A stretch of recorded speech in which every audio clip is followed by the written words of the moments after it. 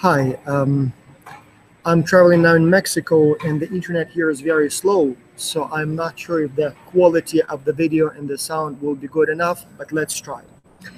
So I would like to address a very important issue, which is evaluation and feedback on the weekly deliverables submitted by the X-Culture students. We do it for several reasons, and the first and the most obvious one is because students need feedback. So your essentially subordinates or people whom you supervise and coach this semester would like to receive feedback on how they're doing, what they're doing, so that they can use that feedback to improve their work. And so your help, the help of the coaches here, is needed to provide that feedback. For you, you have two very important benefits from this activity. One, obviously, you will be able to put on your resume that you have been worked or done a job as an appraiser, as an evaluator of work of others, as a judge of work of others, and that you provided feedback on the work of others, which is a very strong line on the resume. And two, probably most importantly, after reading many, and we're talking about literally thousands of submissions that you collectively will have to review, you will develop a sense of what a good answer looks like, what a bad answer looks like, what a good way to format your answer is, what a bad way to format your answer is. So after you read enough of those, you will greatly improve your own ability to write and prepare answers to questions, as well as make business proposals, write business proposals. So some things will be, in a sense, intellectual in the nature, so you will just learn that this is good, this is bad, and some of that will be intuitive. So having read enough of them, you will develop this sixth sense of how to provide such answers. So when you see a bad one, you will immediately spot it and you will know why. And when you write your answer, you will write it the right way. Now, all the previous semesters, the model we used was based on the approach where students would submit each week an answer to one question, and they would submit it as a team. And so each week we would get about 700 submissions, and each one is from a team. And then the coaches would look at those submissions and evaluate them on a 5-point scale, with 3 being about average, 4 above average, 5 way above average, and then 2 below average and 1 way below average. We would even sometimes give a 0 when there is no answer provided, and 6, it's like absolutely the best professional answer. The problem this semester is that we use a different model. We call that model individual team, individual team. The problem with the old model, where each week the team submits an answer to one question, is this. Most teams would divide the workload by the team, by the question, so that one team member does question 1, for example, does entry mode, another team member does question 2, which is, for example, marketing, another one does HR, and so on and so on. And then they hope that everybody will do a very good job, and they will just simply copy and paste those answers into one single document a day before the final deadline and submit it as one coherent document. As you can imagine, that approach doesn't work very well because, first, some students don't do their work, and by the time the teams find out, it's too late to do something about it. 2, some team members do a bad job, and again, by the time the teams find out, it's too late to redo it. 3, and that's most important, the value of the team comes from the collective intelligence.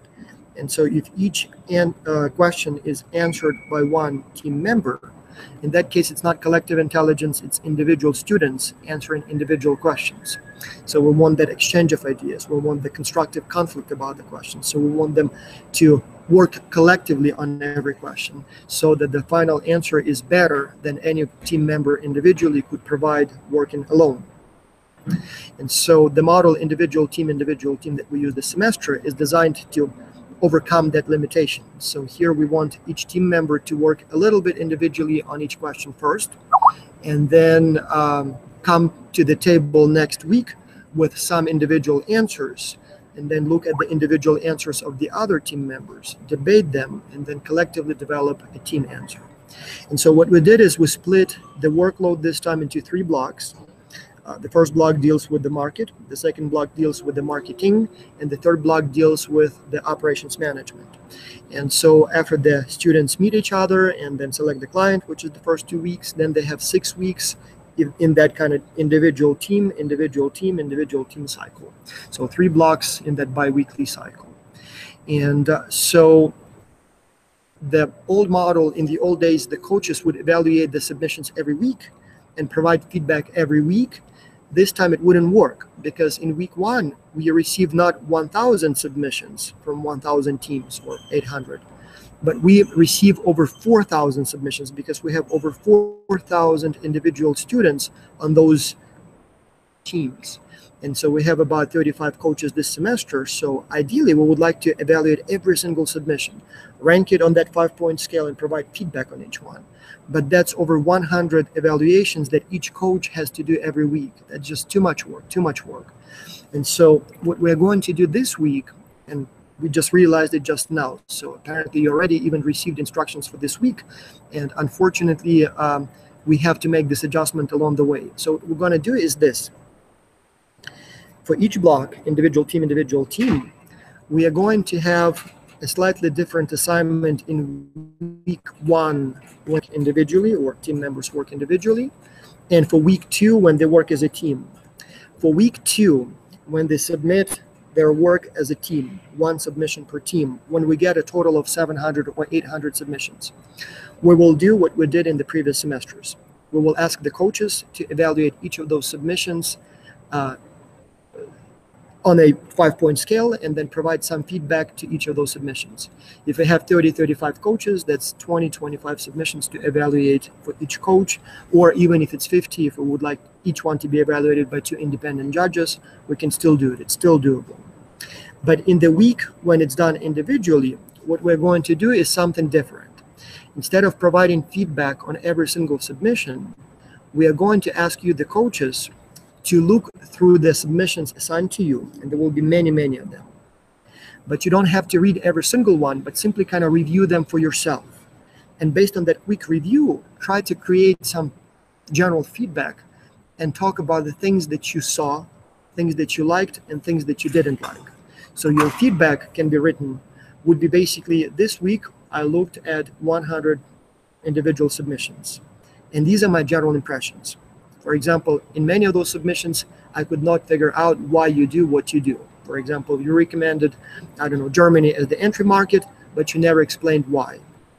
You analyzed Germany as a most potential market, but you never explained why it is the best market. Or in your explanations, you talked about the language that the country speaks, the religions that prevail in that country, but I didn't see why it is important for the product that your client makes, things like that. And vice versa. Maybe you will see some things that you like, and you can even maybe copy and paste some of those best answers and say, okay, here is an exemplary answer, one that I thought was very effective, very strong, take a look. So this way you don't have to comment on every single submission. You don't have to review every single submission. You just have to look at many submissions, figure out why some are good, why some are bad, and then provide like a 1-page maybe list of the tips or do's and don'ts that students can use to improve their work in the next cycle. And so that's what we'll do after the individual submission. So for example, last weekend on Sunday, 4 or 5 days ago, the students submitted work individually. And so you already have access to that work. And so that's what you'll do with that. You will just review, you will just try to understand why some are better than others, and you will try to comment on what is a good strategy to answer those questions, what is a bad strategy. What answers look good to you, and maybe provide some examples. What answers look bad to you, explain why, and provide some examples. Next week, you will do the proper evaluation. So there will be about 20 or 30 or 40 submissions per each of you, and you will read them, and you will give each one a number from 1 to 5, or perhaps even 0 to 6, and maybe write even a few words of feedback. You will say, okay, good because, or bad because. And so we will repeat that cycle again for the second block, so again 2 weeks.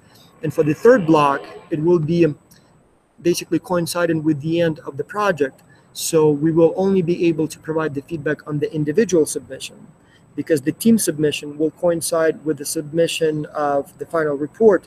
So I'm not sure if we'll have the time for that feedback. So perhaps we'll skip the very last week and we'll just do the individual general feedback, but no detailed feedback on the team part of the third block, just because we may not have the time at that time. At that time, we'll probably just review the final reports and deal with that. I hope that explains what we're doing, why we're doing what we're doing, and yes, I hope you will learn something new in the process while also helping our students to do a better job and learn something too in the process. Thank you so much.